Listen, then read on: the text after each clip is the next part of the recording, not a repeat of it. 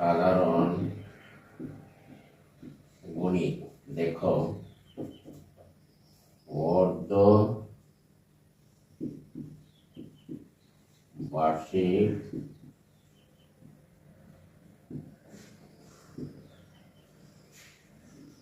পরীক্ষার জন্য গুরুত্বপূর্ণ স্টেপস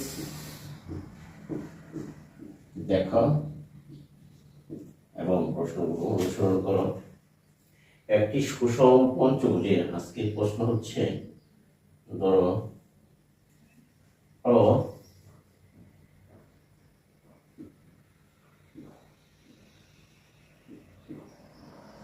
একটি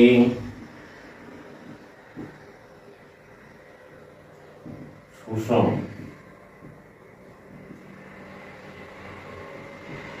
পঞ্চভুজের দেখো একটি সুষম পঞ্চভুজের প্রতিটি বাহুর দৈর্ঘ্য 4 সেন্টিমিটার হলে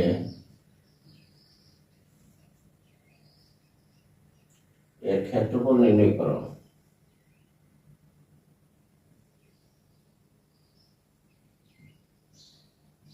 দেখো, এর ক্ষেত্রফল নির্ণয় করো। অঙ্কটি অত্যন্ত ইম্পর্টেন্ট একটা অঙ্ক। দেখো, প্রশ্নটি হলো,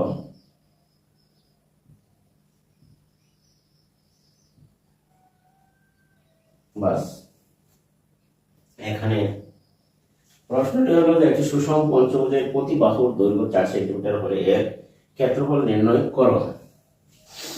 তাহলে আমরা তো জানি যে n সংখ্যক বাহু বিশিষ্ট সুষম বহুভুজের ক্ষেত্রফল নির্ণয়ের সূত্রটি আমরা জানি। যেমন হচ্ছে, আমরা জানি ধরি বা মনে করি যে সুষম পঞ্চভুজের বাহুর দৈর্ঘ্য ধরলাম যে এ সমান 4 সেন্টিমিটার, 4 সেন্টিমিটার সুষম পঞ্চভুজের বাহুর দৈর্ঘ্য। তাহলে আমরা জানি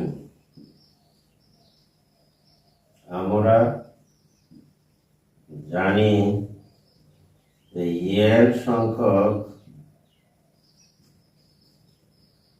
বাহু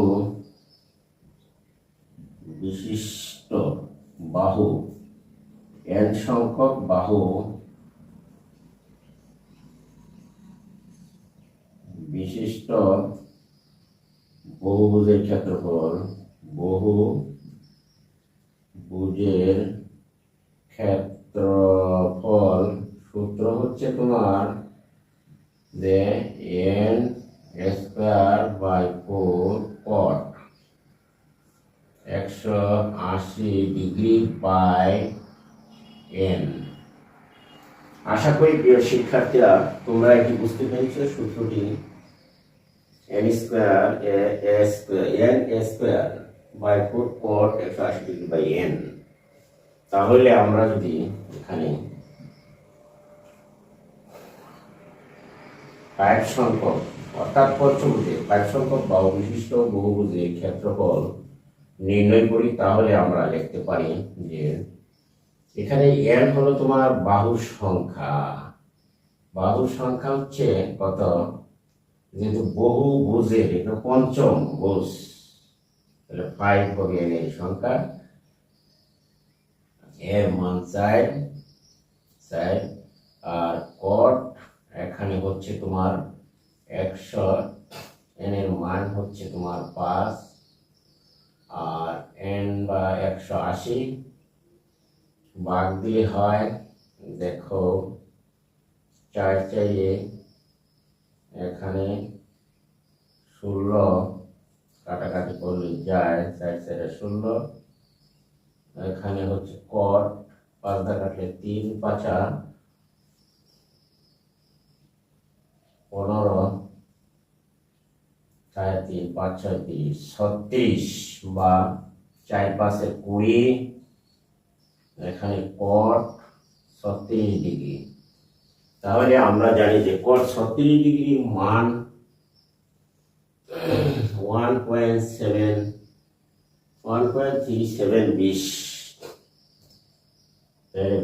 20 গুণন 1.37, বা আমরা লিখতে পারি দেখো 1.376, 376 আমরা লিখতে পারি ক্যালকুলেটর চাপে। 20 কট 36 ডিগ্রি আমরা লিখতে পারি 27.528 এত বর্গ সেন্টিমিটার। আশা করি প্রিয় শিক্ষার্থীরা তোমরা এটি বুঝতে পেরেছ যে নির্ণয় অর্থাৎ সুষম পঞ্চভুজের প্রতি বাহুর দৈর্ঘ্য 4 সেন্টিমিটার করে আমরা এখানে অঙ্কটি করতে পেরেছি। দেখো যে একটি সুষম পঞ্চভুজের প্রতিটি বাহুর দৈর্ঘ্য অর্ধবার্ষিক পরীক্ষার জন্য এটি হচ্ছে অত্যন্ত গুরুত্বপূর্ণ একটি প্রশ্ন।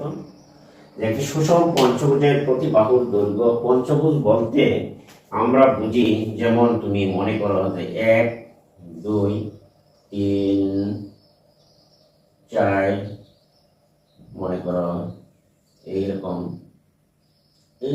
বাহু প্রত্যেকটি 1 2 3 4 5, এটি ষষ্ঠভুজ হয়ে গেল। তাহলে 6টি বাহু দ্বারা সীমাবদ্ধ হলে সেটিকে বলা হয় ষষ্ঠভুজ, 3টি দ্বারা ত্রিভুজ, 4টি দ্বারা চতুর্ভুজ, 5 বাহু দ্বারা এরকম সীমাবদ্ধ ক্ষেত্র হলে হবে এর নাম হবে পঞ্চভুজ। তাহলে আমরা n সংখ্যক বাহু বিশিষ্ট বহুভুজের ক্ষেত্রফল সূত্র আমরা জানি যে n²/4 cot 180/n। এখানে তোমার তথ্য মনে হচ্ছে যে nটা হচ্ছে যে বাহুর সংখ্যা। পঞ্চভুজ হলে n এর মান হবে 5, যেমন পঞ্চভুজ, তাহলে n এর মান হবে 5, n হলো বাহুর সংখ্যা, আর a হচ্ছে এখানে প্রতিটি বাহুর দৈর্ঘ্য, মানে একটা বাহুর দৈর্ঘ্য কত, এখানে 4 সেন্টিমিটার। পরীক্ষা যেভাবে আসুক, যদি বলা হয় যে একটি বাহুর দৈর্ঘ্য যদি 5 6 যাই বলা হোক, তখন তুমি বাহুর সংখ্যা যদি ষষ্ঠ ভুজ হয় তাহলে n এর মান 6 বসাবে, সপ্তম ভুজ হলে n এর মান 7 বসাবে, অষ্টম ভুজ হলে n এর মান 8 বসাবে। আমি আগেই বলেছি যে n সংখ্যক বাহু বিশিষ্ট বহুভুজের ক্ষেত্রফল হচ্ছে তোমার সূত্র n²/4 cot 180/n।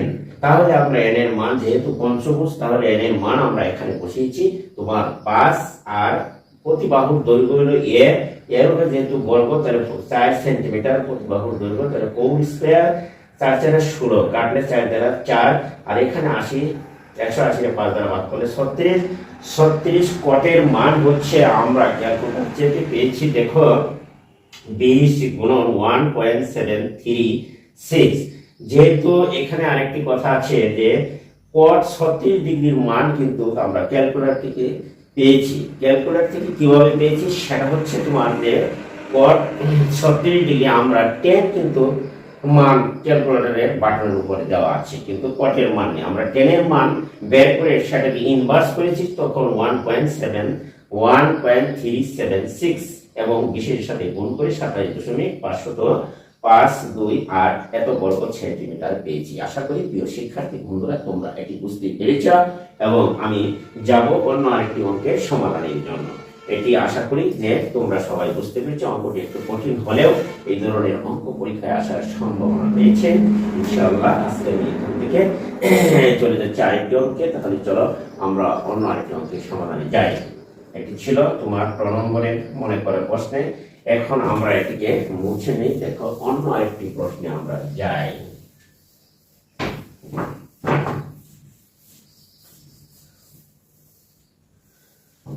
এইখানে তুমি দেখো আরেকটি প্রশ্ন হচ্ছে যে এখানে তোমার একটি আয়তক্ষেত্রের দৈর্ঘ্য দেওয়া আছে। দেখো এখানে যে একটি আয়তক্ষেত্রের দৈর্ঘ্য বিস্তারের দ্বিগুণ, একটি আয়ত দেখো আয়তক্ষেত্রের দৈর্ঘ্য বিস্তারের দ্বিগুণ। আয়তক্ষেত্রের দৈর্ঘ্য বিস্তারের দ্বিগুণ এর ক্ষেত্রফল 512 বর্গমিটার হলে পরিসীমা নির্ণয় করো। দ্বিগুণ এর ক্ষেত্রফল 512 বর্গ সেন্টিমিটার হলে এর পরিসীমা নির্ণয় করো। তাহলে তোমরা একটু ডাকটি লক্ষ্য করো, পরিসীমা নির্ণয় করো। আশা করি যে তোমরা ডাকটি একটু লক্ষ্য করো, তারপরে আমি এখানে সমাধান দিচ্ছি। দেখো একটি আয়তাকার ক্ষেত্রের পরিসীমা, একটি আয়তাকার ক্ষেত্রের দৈর্ঘ্য বিস্তারের দ্বিগুণ। তাহলে দৈর্ঘ্য বিস্তারের দ্বিগুণ, বিস্তার মানে হচ্ছে তোমার প্রস্থ। তাহলে আয়তাকার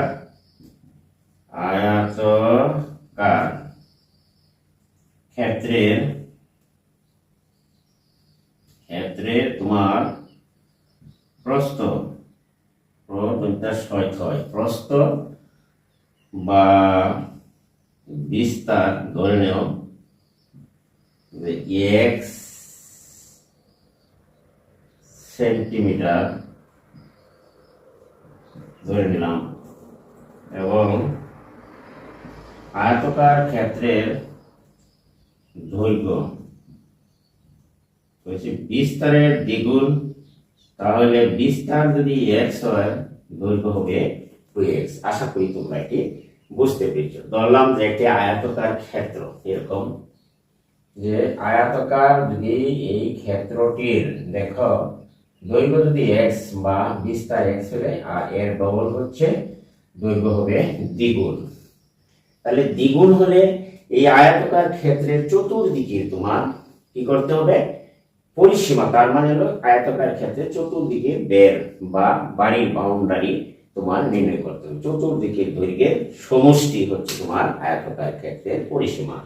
তাহলে আমরা চলো কি করি, যেহেতু একটি আয়তাকার ক্ষেত্রের দৈর্ঘ্য বিস্তারের দ্বিগুণ এবং এর ক্ষেত্রফল দেওয়া আছে, আর আমরা জানি আয়তাকার ক্ষেত্রের ক্ষেত্রফলের সূত্র হচ্ছে তোমার দৈর্ঘ্য গুণন প্রস্থ।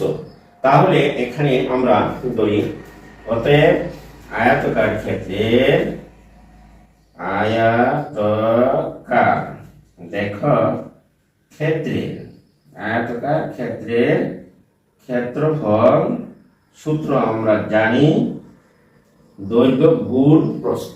আমরা আয়তাকার ক্ষেত্রের ক্ষেত্রফল সমান জানি দৈর্ঘ্য গুণ প্রস্থ বা দৈর্ঘ্য গুণ প্রস্থ। তাহলে দৈর্ঘ্য গুণ প্রস্থ আমরা বা বিস্তার আমরা লিখতে পারি। দৈর্ঘ্য যদি 2x হয় দেখো, আর প্রস্থ হচ্ছে তোমার x, তাহলে এই দুটো যদি তুমি গুণ দাও কি হয়, দেখো x স্কয়ার এত বর্গ সেন্টিমিটার। আশা করি প্রিয় শিক্ষার্থী বন্ধুরা তোমরা এটি বুঝতেই পেরেছো যে আয়তাকার ক্ষেত্রের ক্ষেত্রফল দৈর্ঘ্য গুণ প্রস্থ। দৈর্ঘ্য হচ্ছে তোমার x আর 2x আর প্রস্থ বা বিস্তার হচ্ছে x, গুণ করলে x আর x এ x স্কয়ার বর্গ সেন্টিমিটার। যেহেতু আয়তাকার ক্ষেত্রের ক্ষেত্রফল আবার 512 সেন্টিমিটার দেওয়া আছে, তাহলে আমরা সেটা লিখতে পারি। দেখো প্রশ্ন মতে আমরা লিখতে পারি, দেখো যে এখানে তুমি লিখতে পারো 512 বা x স্কয়ার সমান 512 বাই 2 256, বা আমরা লিখতে পারি x স্কয়ার। হ্যাঁ, অথবা আমরা লিখতে পারি যে √256 সমান হচ্ছে তোমার 16। এখানে আমরা এক্স এর মান অর্থাৎ আয়তকার ক্ষেত্রে প্রস্থ বা বিস্তার পেয়েছি 16 সেন্টিমিটার। এখন আশা করি তোমরা এইটুকু বুঝতে পেরেছো। এখন আমরা যাব তোমার যে এখানে আমরা যাই, তাহলে চলো আমরা যাব এখন উপরে। তাহলে আমরা এটি একটু মুছে নিতে পারি। দেখো এবার আমরা যাব যে এখানে বলা হচ্ছে যে আয়তাকার ক্ষেত্রের পরিসীমা নির্ণয় করতে হবে। অতএব চলো, সুতরাং আয়তাকার ক্ষেত্রের দেখো পরিসীমার সূত্র, পরিসীমা সমান হচ্ছে তোমার লেখা যায় যে 2 ইন্টু দৈর্ঘ্য প্লাস দেখো প্রস্থ বা বিস্তার আমরা লিখতে পারি এত সেন্টিমিটার। তাহলে আমরা লিখতে পারি, দেখো দৈর্ঘ্য আমি ধরে নিচ্ছিলাম 2x আর প্রস্থ হলো x, তাহলে এত সেন্টিমিটার। আমরা একটা কাজ করতে পারি, 2x আর x 3x। আশা করি তোমরা এটি বুঝতে পেরেছ।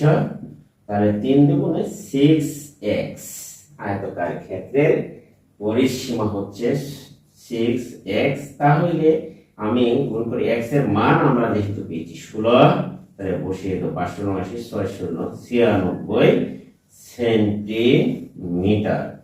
আশা করি প্রিয় শিক্ষার্থী বন্ধুরা তোমরা এটি বুঝতে পেরেছো যে আমরা আয়তকার ক্ষেত্রের পরিসীমা বা চতুর্দিকের ব্যয় পেয়েছি 96 সেন্টিমিটার। আমরা জানি দৈর্ঘ্য যোগ প্রস্থ, অর্থাৎ আয়তকার ক্ষেত্রের দুটি দৈর্ঘ্য থাকবে এবং দুটি প্রস্থ। কাজে আমরা 2 দ্বারা গুণ করেছি, দুটি দৈর্ঘ্য দুটি প্রস্থ গুণ করলে 6x, x এর মান আমরা বসিয়ে দিয়েছি 96 সেন্টিমিটার। আশা করি প্রিয় শিক্ষার্থীরা তোমরা এটি বুঝতে পেরেছ। এখন আমরা যদি যাই আরেকটি অঙ্কের সমাধানে, তাহলে তোমরা দেখো পরবর্তী অঙ্কটি। এটি কিন্তু অত্যন্ত গুরুত্বপূর্ণ এবং একটি ইম্পর্টেন্ট অঙ্ক।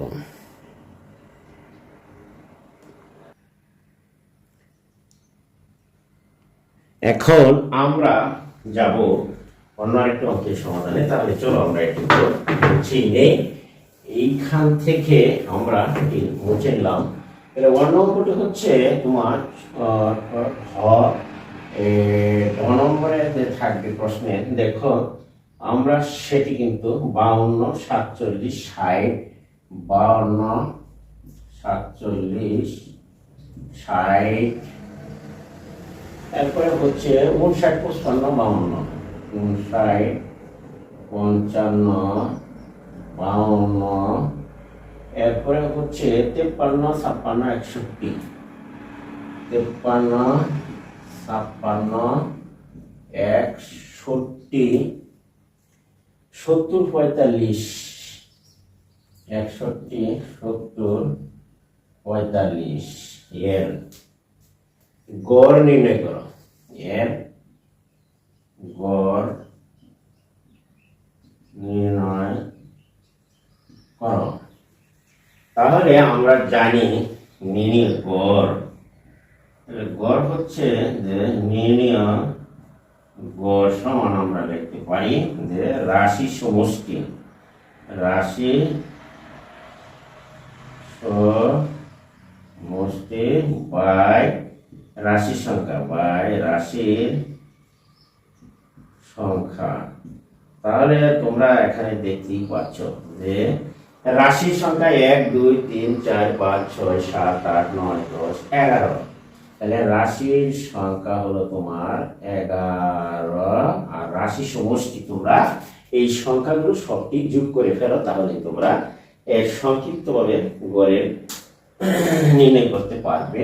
যেমন 52, 47 আমরা যদি লিখি 52 যোগ 47 যোগ 60 যোগ 59 9 5 9 যোগ 55 যোগ 52 আবারই যোগ হচ্ছে 53 যোগ এরপরে দেও 56 যোগ 56 পরে 61 যোগ 70 যোগ হচ্ছে 45। এই হলো মোট 610। তাহলে 610কে আমরা যদি ভাগ দিই 11 দ্বারা, 610 ভাগ হচ্ছে তোমার 11, তাহলে আমি পাচ্ছি 55.45, 55.45 এত প্রায় গড়ের অবস্থা প্রায় 55.45 প্রায়। অতএব যদি এলোমেলো তথ্যের ক্ষেত্রে এরকম গড় এনে করতে বলা হয় তাহলে আমরা এই সূত্র ব্যবহার করব। যেমন রাশি সমষ্টি, রাশি বলতে দৈনন্দিন জীবনে যে কোনো সংখ্যাকে পরিমাপ করা যায় তাদের রাশি। তাই 52 47 এরপরে হচ্ছে 60 59 55 52 53 56 61 70 45। তাহলে আমরা সেই সংখ্যাগুলোর সমষ্টি যোগ করেছি। রাশি সমষ্টি বাই হচ্ছে বা সংখ্যাগুলোর সমষ্টি বাই হচ্ছে রাশির সংখ্যা 55 আমরা পেলাম 45। আশা করি তোমরা এটি বুঝতে পেরেছ। এরপরে হচ্ছে পরবর্তী প্রশ্নটি হচ্ছে ঢ নম্বরের অঙ্ক। তোমরা সেটি কিন্তু দেখতে পারো। দেখো এইখানে হচ্ছে ঢ নম্বরের অঙ্কটি তোমরা একটু দেখে নাও যে এইখানে ঢ নম্বরে বলা হচ্ছে যে এক কেন্দ্রীয় প্রবণতার সূচকগুলো লিখো। কেন্দ্রীয় প্রবণতার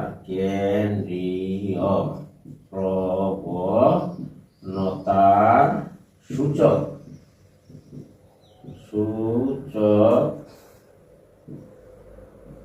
গুলো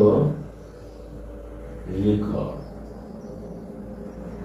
কেন্দ্রীয় প্রবণতার সূচকগুলো লিখো।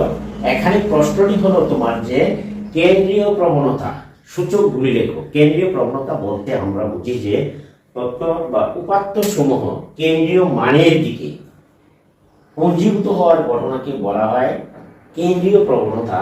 এবং এই কেন্দ্রীয় প্রবণতার সূচক সমূহ হচ্ছে যে গড়, মধ্যক, প্রচুরক।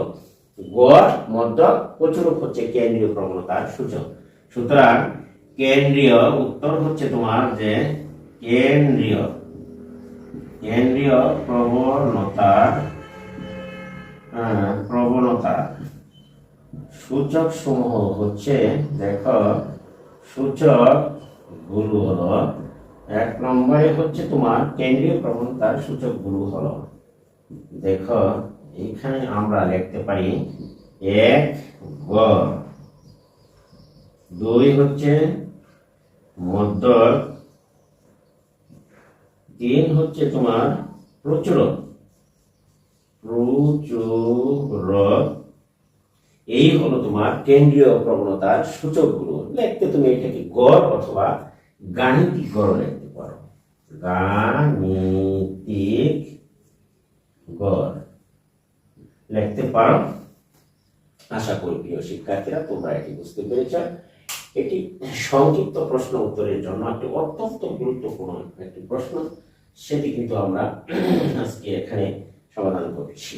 তোমরা দেখো যে কেন্দ্রীয় প্রবণতার সূচকগুলো হচ্ছে গড়, মধ্যক, প্রচুরক। কারণ হচ্ছে কোনো তথ্য বা উপাত্ত সবসময় কেন্দ্রের দিকে পুঞ্জীভূত হয়। এই পুঞ্জীভূত হওয়ার ঘটনা হচ্ছে কেন্দ্রীয় প্রবণতা। এই কেন্দ্রীয় প্রবণতার সূচক সমূহ আজকে আমি এখানে তুলে ধরলাম। এখন তোমরা যাবা, চলো যাই। এখন হচ্ছে যে বর্ণনা সহ মধ্যক নির্ণয়ের সূত্রটি লিখো। প্রশ্নটা হলো শেষ প্রশ্ন হচ্ছে, ধরো মূর্ধন্যতে আছে যে বর্ণনা সহ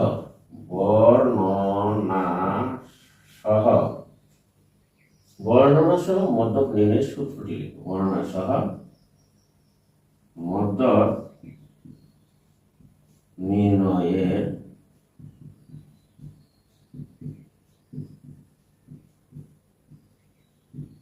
সূত্রটি হলো, বর্ণনা সহ মধ্যক নির্ণয় নির্ণয়ের সূত্রটি লিখো। এই ছিল শেষ প্রশ্ন। তাহলে দেখো বর্ণনাসহ মধ্যক নির্ণয়ের সূত্রটি লেখো।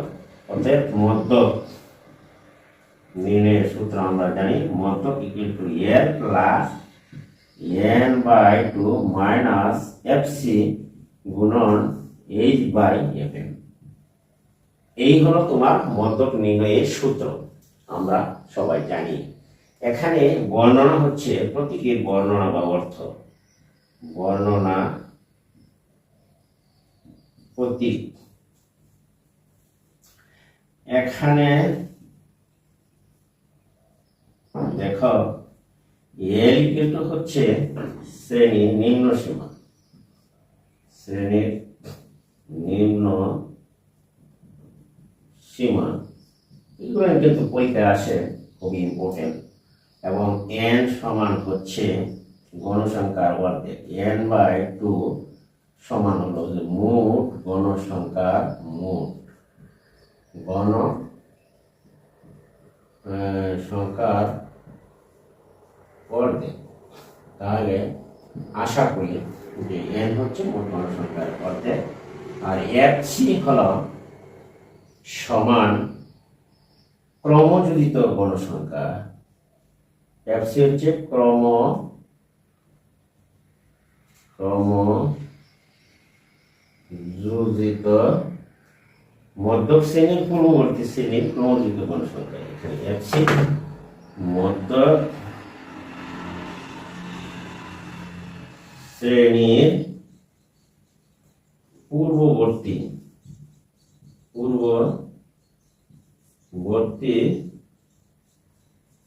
শ্রেণীর ক্রমযোজিত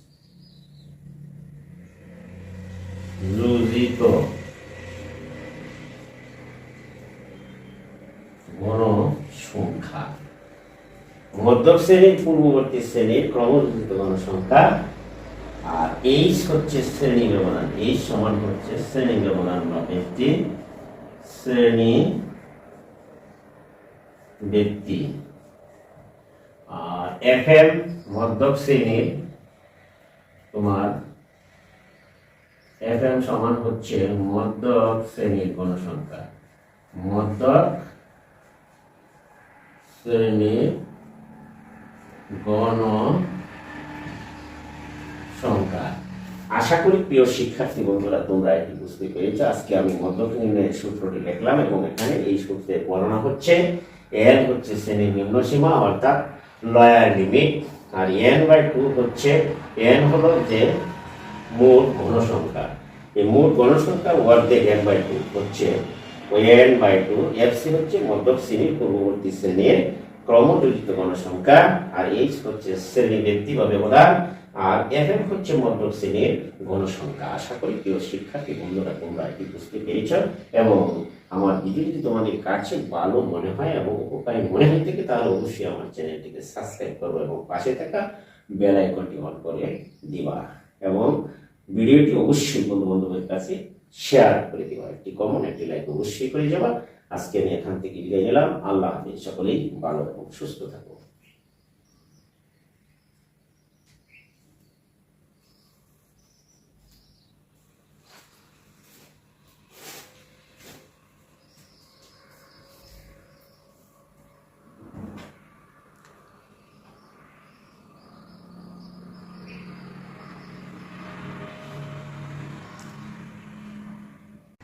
বিসমিল্লাহির রহমানির রহিম।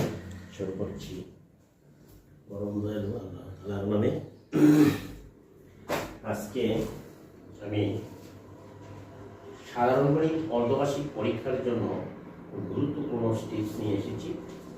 সংক্ষিপ্ত প্রশ্নের উত্তর, যেহেতু পরীক্ষায় 10টি সংক্ষিপ্ত প্রশ্নের উত্তর দিতে হবে, তাই আজকে আমার আয়োজন হচ্ছে সংক্ষিপ্ত প্রশ্ন উত্তর সাজেশনস, যেগুলো পরীক্ষা প্রশ্ন আসার সম্ভাবনা থাকে।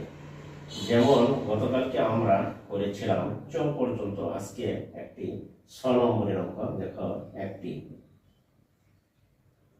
দেখো যে একটি দ্রব্য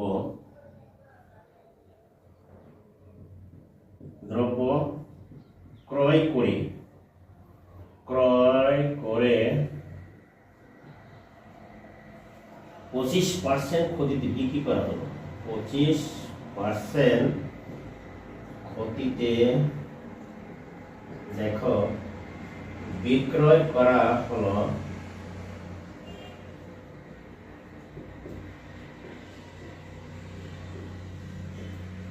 25% ক্ষতিতে বিক্রি করা হলো। বিক্রয় মূল্য ও ক্রয় মূল্যের অনুপাত নির্ণয় করো।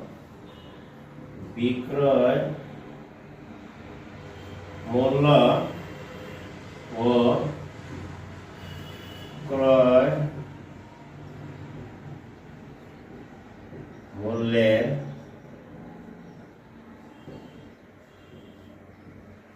অনুপাত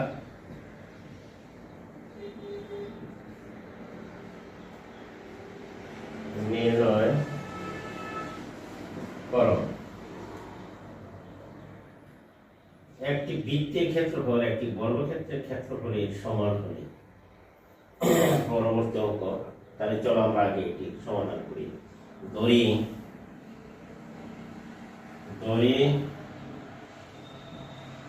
দ্রব্যটির, দেখো আমরা ধরে নিলাম যে দ্রব্যটির ক্রয় মূল্য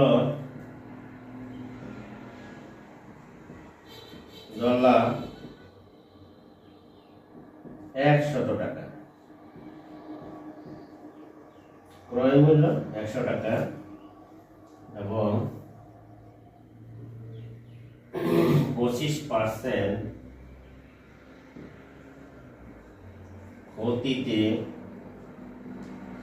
বিক্রয় মূল্য। দেখো যদি বিক্রয় মূল্য 25% ক্ষতি হয় তাহলে হবে, দেখো 100 মাইনাস 25, তাহলে বিক্রয় মূল্য হবে তোমার 75 টাকা। আশা করি তোমরা এটুকু বুঝতে পেরেছ। আমার প্রশ্নে বলা হচ্ছে যে দেখো যে প্রশ্নে বলা হলো যে একটি দ্রব্য ক্রয় করে 25% ক্ষতিতে বিক্রি করা হলো, বিক্রয় মূল্য ও ক্রয় মূল্যের অনুপাত নির্ণয় করো। তাহলে আমরা ধরে নিলাম দ্রব্যটি ক্রয় মূল্য হচ্ছে 100 টাকা, 25% ক্ষতিতে বিক্রি মূল্য হবে 100 মাইনাস 25 অর্থাৎ 25 টাকা 75 টাকা। এখন আমার প্রশ্ন হচ্ছিল যে বিক্রয় মূল্য, ক্রয় মূল্য ও বিক্রয় মূল্যের অনুপাত, বিক্রয় মূল্য ক্রয় মূল্যের অনুপাত। সুতরাং বিক্রয় মূল্য অনুপাত ক্রয় মূল্য। তাহলে দেখো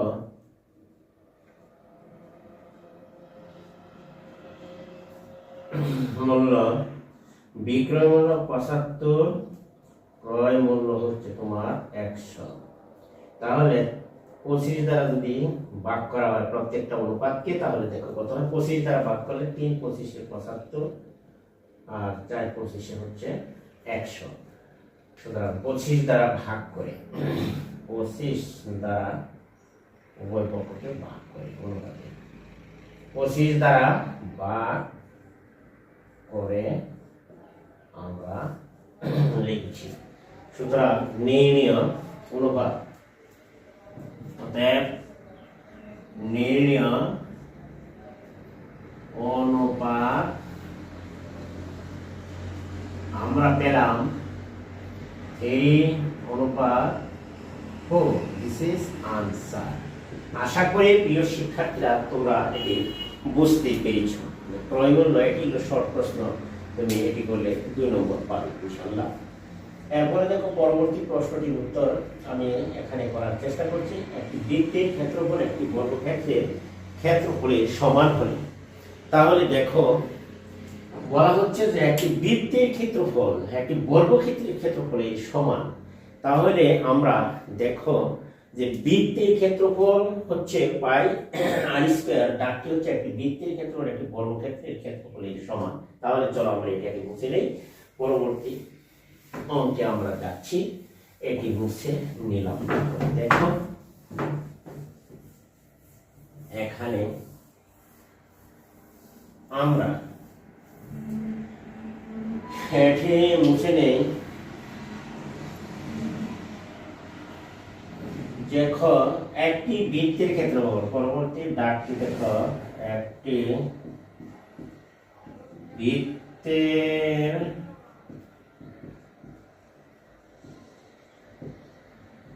ক্ষেত্রফল একটি বর্গক্ষেত্রের ক্ষেত্রফলের সমান হলে, একটি বর্গ ক্ষেত্রের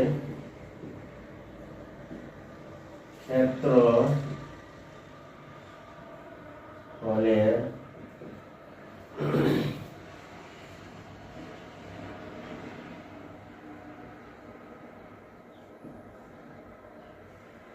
সমান হলে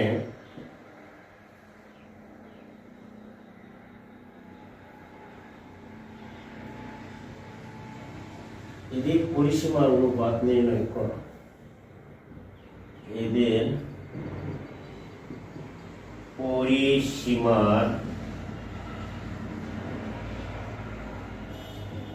অনুপাত নির্ণয় করো। অঙ্কটি অত্যন্ত ইম্পর্টেন্ট, এটি এসএসসি পরীক্ষা আসে, নির্ণয় করো। তাহলে আমরা দেখি, এবার দেখো সমাধান। তাহলে আমরা দেখি একটি বৃত্তের ক্ষেত্রফল একটি বর্গক্ষেত্রের ক্ষেত্রফলের সমান হলে এটি পরিসীমার অনুপাত নির্ণয় করব। তাহলে বৃত্তের ক্ষেত্রফল ধরি যে বৃত্তের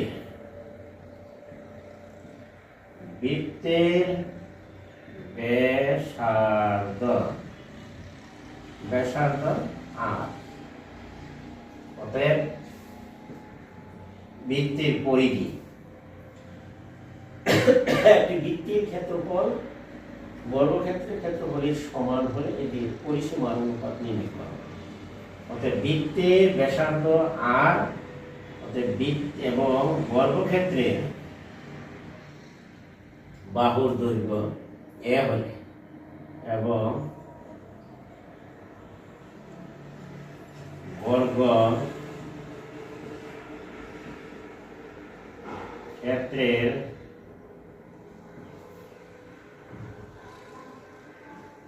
বাহুর দৈর্ঘ্য এ ধরলাম। ধরি বৃত্তের ব্যাসার্ধ আর এবং বর্গক্ষেত্রের বাহুর দৈর্ঘ্য এ। সুতরাং বৃত্তের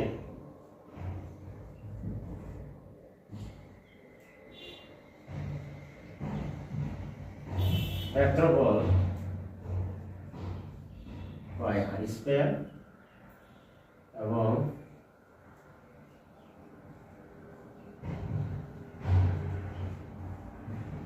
বর্গক্ষেত্রের ক্ষেত্রফল তোমার এ স্কয়ার বলা হচ্ছে। বৃত্তের ক্ষেত্রফল বর্গক্ষেত্রের ক্ষেত্রফলের সমান হলে, তাহলে এটা বলা হচ্ছে একটি বৃত্তের ক্ষেত্রফল একটি বর্গক্ষেত্রের ক্ষেত্রফলের সমান হলে সেটির পরিসীমার অনুপাত নির্ণয় করো। যেহেতু বলা হচ্ছে যে বৃত্তের ক্ষেত্রফল হলো পাই আর স্কয়ার, বর্গক্ষেত্রের ক্ষেত্রফল হচ্ছে তোমার এত, তাই প্রশ্ন মতে লিখতে পারি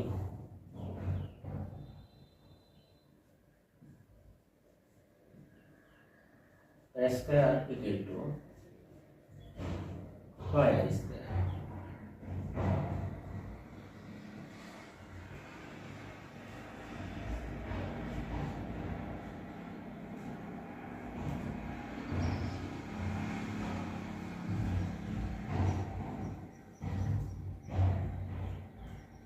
এখানে বর্গক্ষেত্রের বাহুর দৈর্ঘ্য পেলাম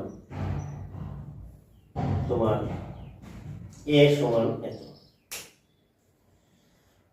তাহলে বর্গক্ষেত্রের বাহুর দৈর্ঘ্য পেলাম এ সমান বরাবর পাই ইনটু আর। এখন বলা হচ্ছে যে বৃত্তের আবার বৃত্তের পরিসীমা, এটি পরিসীমার অনুপাত নির্ণয় করা। আবার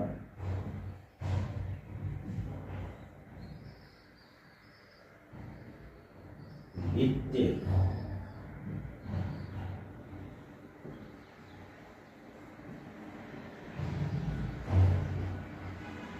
পরিসীমা সমান 2 পাই আর।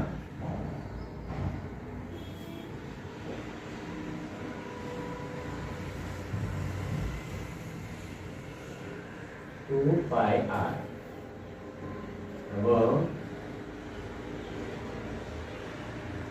বর্গের পরিসীমা সমান 4 মানে হচ্ছে তোমার এর মান যেহেতু রুট পাই ইন্টু আর, এখানে আমরা লিখতে পারি। তাহলে যেহেতু বলা হচ্ছে যে বৃত্তে এদের পরিসীমা, বৃত্তের পরিসীমা অতএব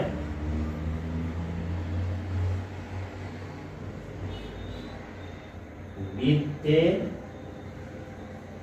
পরিসীমা অনুপাত বর্গের পরিসীমা।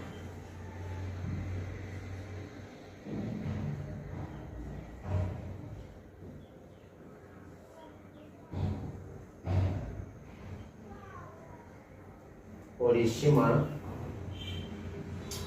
তাহলে আমরা লিখতে পারি, দেখো বৃত্তের পরিসীমা হচ্ছে 4 রুট পাই ইন্টু আর বর্গের পরিসীমা।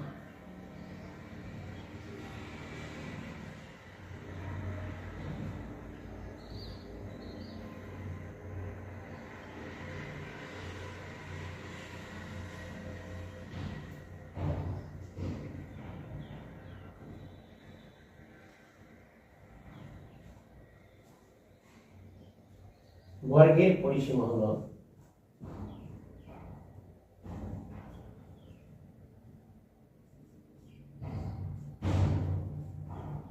আর বর্গের বৃত্তের পরিসীমা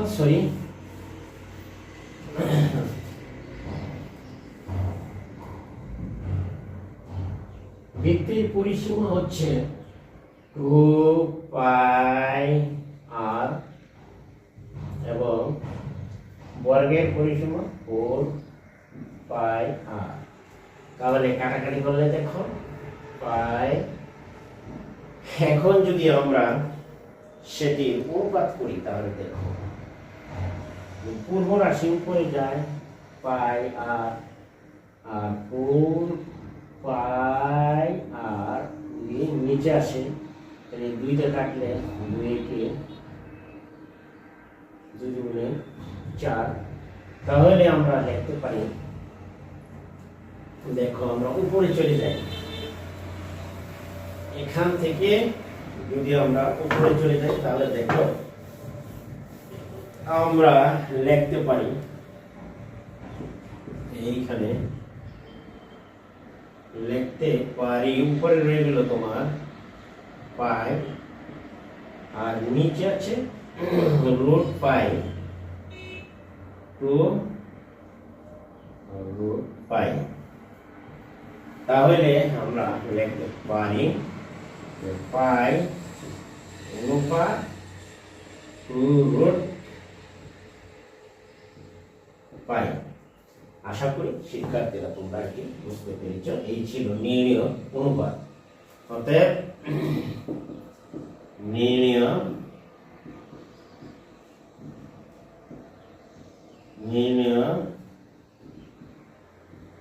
অনুপাত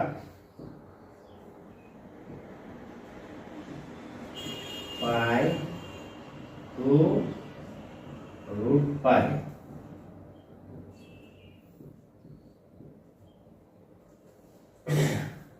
অনুপাত এই ছিল আজকের এই অঙ্কটির সমাধান। এখানে শেষ হলো। আমরা পরবর্তীতে আরো অঙ্কের সমাধান দেওয়ার চেষ্টা করব ইনশাআল্লাহ। তোমরা আশা করি এটুকু বুঝতে পেরেছ। এটি কিন্তু অত্যন্ত একটি গুরুত্বপূর্ণ এবং ভেরি ইম্পর্টেন্ট অঙ্ক। আমরা আজকে এখান থেকে এটি শেষ করলাম। আশা করি তোমরা সবাই এটি খাতায় তুলে নেবে এবং নিয়মিত চর্চা করবে। এবং এখন আমরা প্রমাণ করব যে 3 নম্বরের অঙ্কটি যাই। দেখো এখানে আজকের মতো বর্গীয় জ গেল, এখন হলো জ।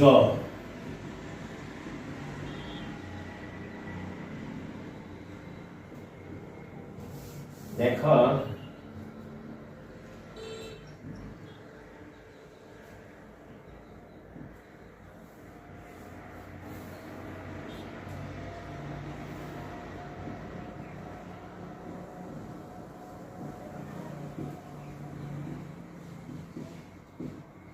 প্রমাণ করো যে 10/2 মাইনাস সেকে মাইনাস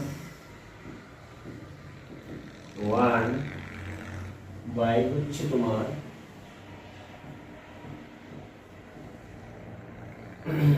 10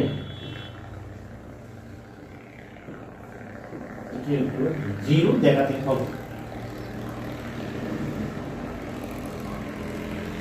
এখানে লেফট হ্যান্ড সাইড দেখো, এখন লেফট হ্যান্ড সাইড আমরা লিখতে পারি, দেখো 10/2 প্লাস 1, দেখো সেকে মাইনাস 1,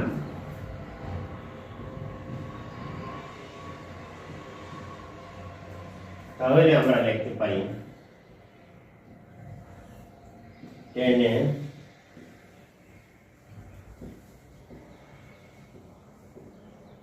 প্লাস 1 ভাগ দিলেই হচ্ছে তোমার সেকে প্লাস 1 যদি চলে যায় 10 গুণ করলে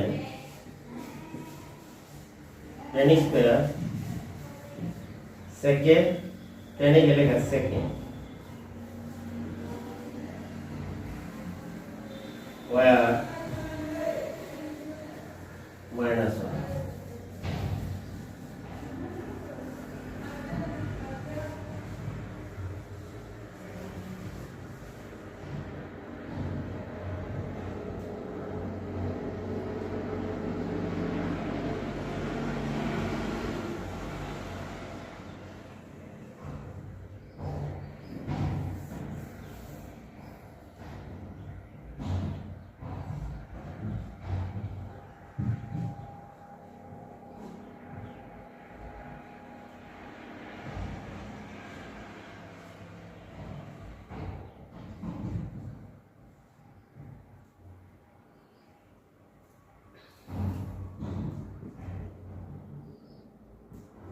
সমান হচ্ছে তোমার 0।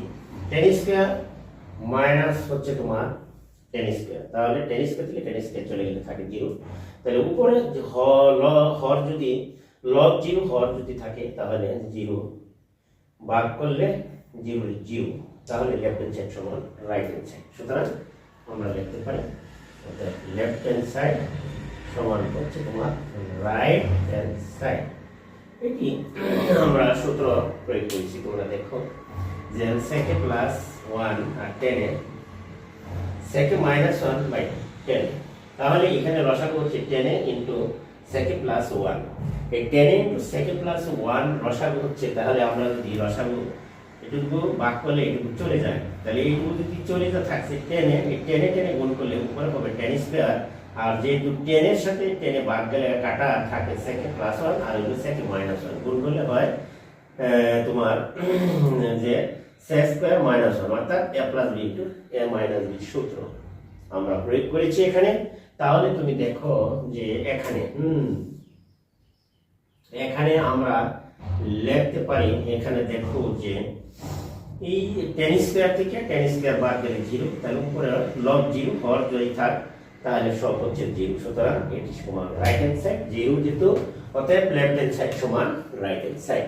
আশা করি প্রিয় শিক্ষার্থীরা তোমরা এটি বুঝতে পেরেছ, এবং আমি মনে করি যে যদি তোমাদের কাছে আমার অঙ্কটি গুরুত্বপূর্ণ বলে মনে হয় তাহলে অবশ্যই আমার চ্যানেলটিকে সাবস্ক্রাইব করবে এবং পাশে থাকা বেল আইকনটি অন করে দিবা। এবং ভিডিওটি বন্ধু বান্ধবের কাছে শেয়ার করে দেবা, একটি কমন একটি লাইক অবশ্যই করে যাবা। আজকে আমি এখান থেকে নিলাম। আল্লাহ হাফিজ, সকলেই ভালো থাকবেন।